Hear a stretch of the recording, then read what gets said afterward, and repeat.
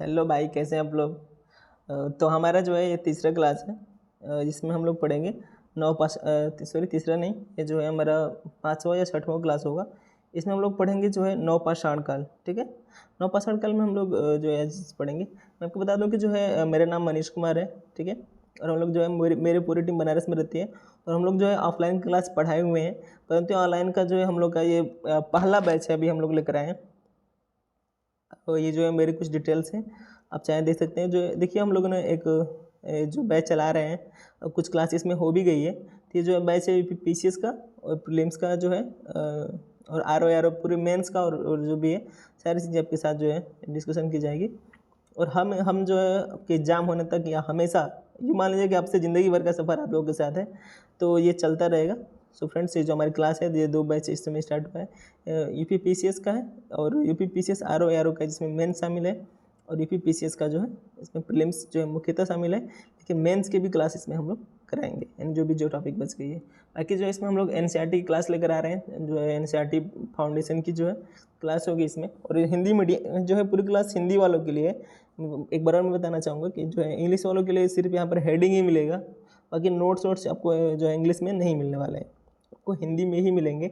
तो आप इसे जो भी हिंदी वाले जो छात्र हैं भाई, प्लीज़ देखिए मेरे भाई, आप इसे समझिए। और ये जो बैच है और जो वैकेंसी भी है ना, बहुत ठीक ठाक है।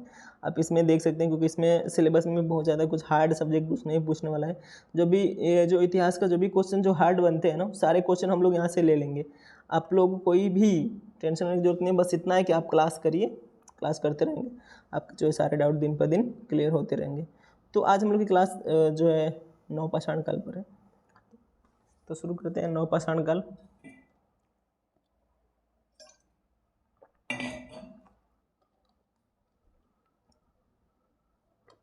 देखिए, जो एग्जाम से जो रिलेटेड जैसे जैसे फैक्ट पूछता है ना लाइन बनाकर, वैसे ही मैंने यहाँ पर आपको पॉइंट दे रखा है।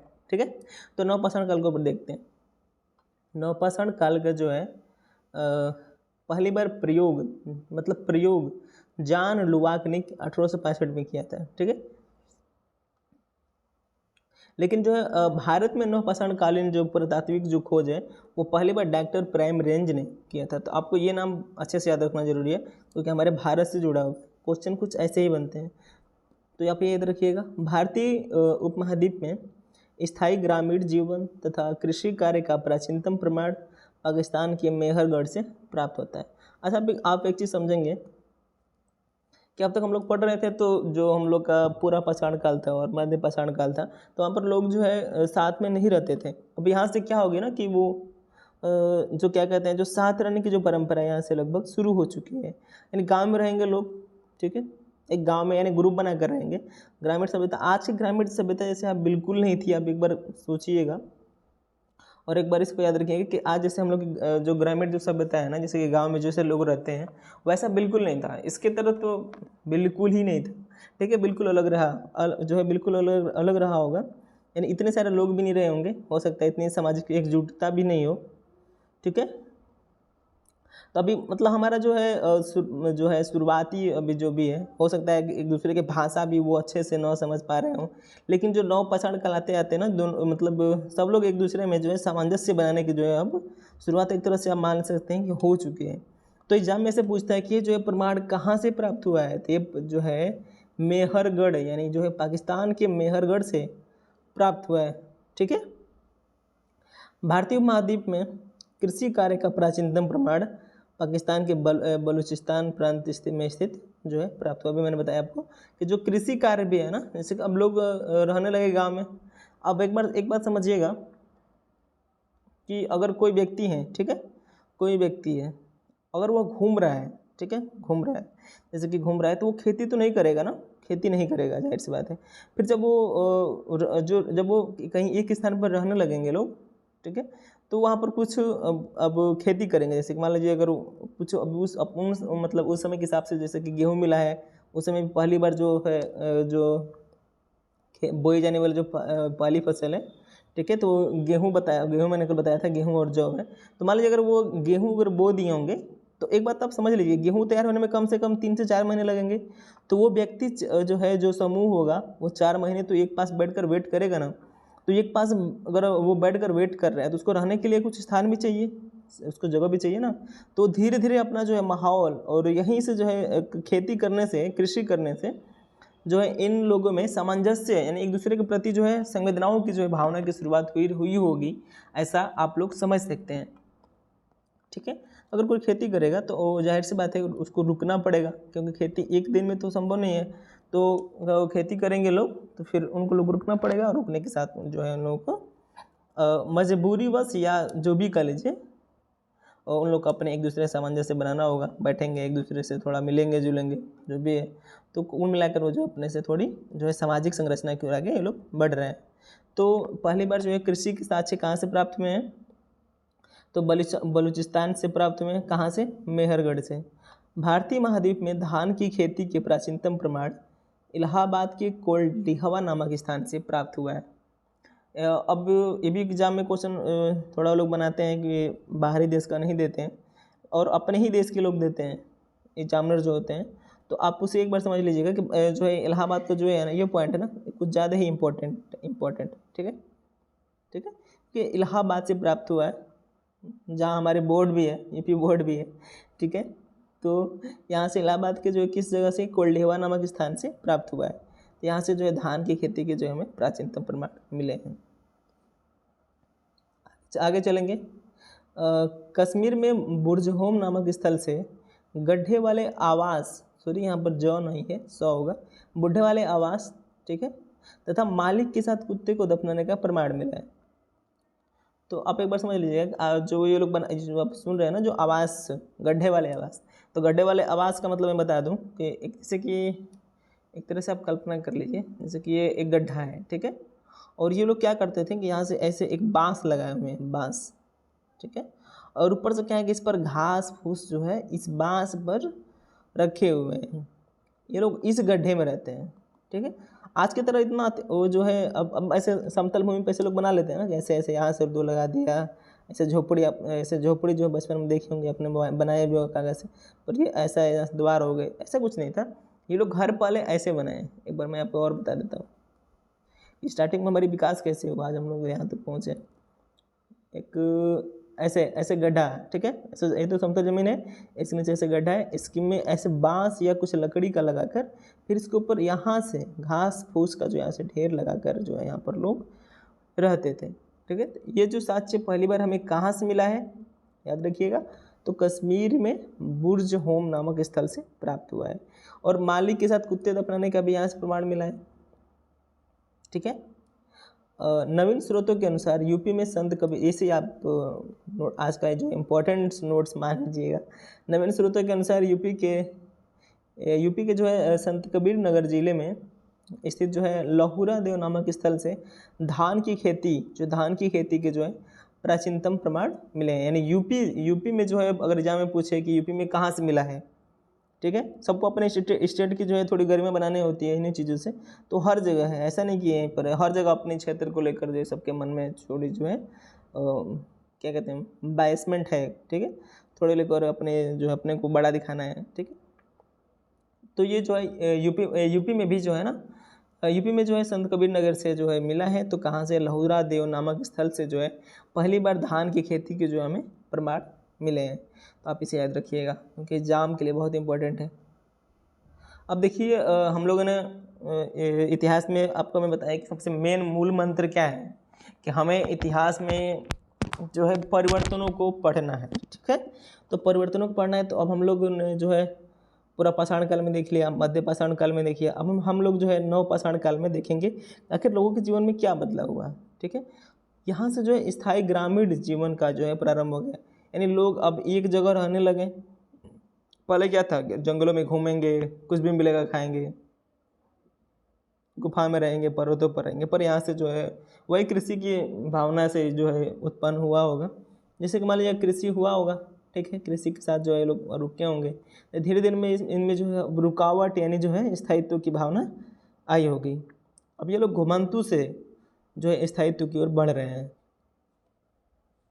अब यहाँ से क्या हुआ कि जो है कृषि कार्य का प्रारंभ हो गया, क्योंकि यहीं से कृषि कार्य का प्रारंभ होगा। अब लोग रुकेंगे, फिर अब खेती करना स्टार्ट करेंगे, और जब कृषि करेंगे तो यहाँ पर सामूहिक भावना भी उत्पन्न होगा। ये लोग अब नदी घाटी में निवास करने लगे, क्योंकि इन लोग को अब खेती अब पर्वतों पर तो होगी नहीं, किसी नदी घाटी में ही होगी। तो वहीं पर नदी घाटी में लोग क्या करने लगे, खेती के लिए भी रुकने लगे। गड्ढे वाले आवास के मैंने बताया, यहाँ से मिट्टी के बर्तन जो है यहाँ से प्राप्त होने लगे। आग की प्रयोग यहीं से हुआ, ठीक है। आग की खोज तो हम लोग मैंने बताया कि इसके पहले ही बताया था, लेकिन यहाँ से अब क्या हुआ ना, आग के जो यहाँ पर प्रयोग होने लगा। पहिए का आविष्कार, यानी कि जो यहाँ से अब लोग परिवहन का भी शुरुआत धीरे धीरे यहाँ से आगे बढ़ने पर पाया जाता है। तो ये हमारे लिए कुछ इंपॉर्टेंट है। अच्छा, मैं एक बात बता दूं कि आज आप लोग सोच रहे हो ना कि इंडिया पाकिस्तान का जो पेप लेकर घूमते हैं, ये सही नहीं है। क्योंकि इतिहास अगर आप पढ़ रहे हैं ना, तो आपके अंदर मैं बता दूं कि आपको जो बायसमेंट है कि हाँ किसी भी क्षेत्र को लेकर बहुत ज़्यादा दिल में जगह बनी हुई है, तो आप इसे थोड़ा सा जब इतिहास पढ़ते समय आप जो है इसे बंद कर दीजिएगा। क्योंकि इतिहास जो एक विस्तृत सब्जेक्ट है, आपको इसमें आँख खोल कर जो है पढ़ने की आवश्यकता है। तो इसमें आप क्या देखेंगे कि आज हम लोग का जो इंडिया है, ठीक है, पहले का इंडिया कुछ ऐसा था, यानी अभी पाकिस्तान का विभाजन नहीं हुआ था। यहाँ से पाकिस्तान आपको दिख रहा है, क्योंकि ये पाकिस्तान जो है 14-15 अगस्त 1947 को जो है जो है अब इसका बंटवारा हुआ था, ठीक है। पहले सब लोग ये क्या हुआ करता था, पहले ये जो है पंजाब राज्य हुआ करता था, ठीक है। यहीं पर आपको सिंधु घाटी सभ्यता भी मिलेगी, मैं बताऊंगा, ठीक है। तो पहले हम लोग भारत में पैसा था, जो भी खोज करेंगे इसमें जो है सबको लेकर साथ चलेंगे और सब कुछ यहाँ से हम लोग स्टडी करेंगे। आप इसमें ये बिल्कुल मत दिमाग में बैठा कर रखिएगा, ठीक है ना। आगे बढ़ते हैं। नवपाषाण काल के प्रमुख स्थल, क्योंकि स्थलों के लिए एग्जामों में बहुत पूछता है।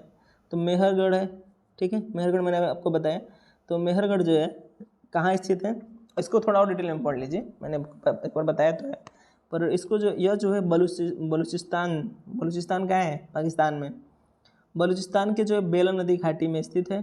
मेहरगढ़ जो है भारतीय उपमहाद्वीप की प्राचीनतम जो है नवपाषाणकालीन स्थल है, क्योंकि इसको मैंने बताया, अभी समझाया था पिछले पैराग्राफ में।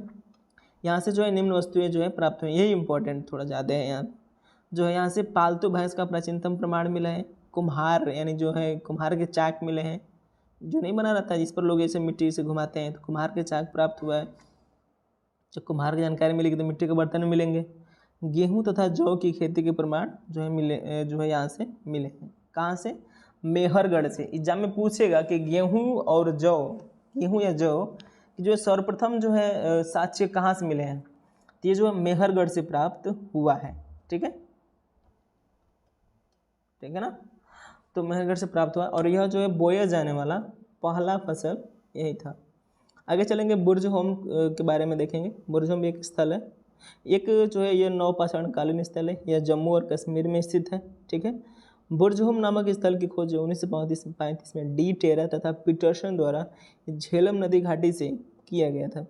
बुर्ज होम से मालिक के साथ कुत्ते का दफनाने का जो है साक्ष्य मिला है। अच्छा, एग्जाम में पूछेगा कि मालिक के साथ कुत्ते कहाँ दफनाए गए हैं, कहाँ मिला है, तो बुर्ज होम में मिला है। यहाँ से लाल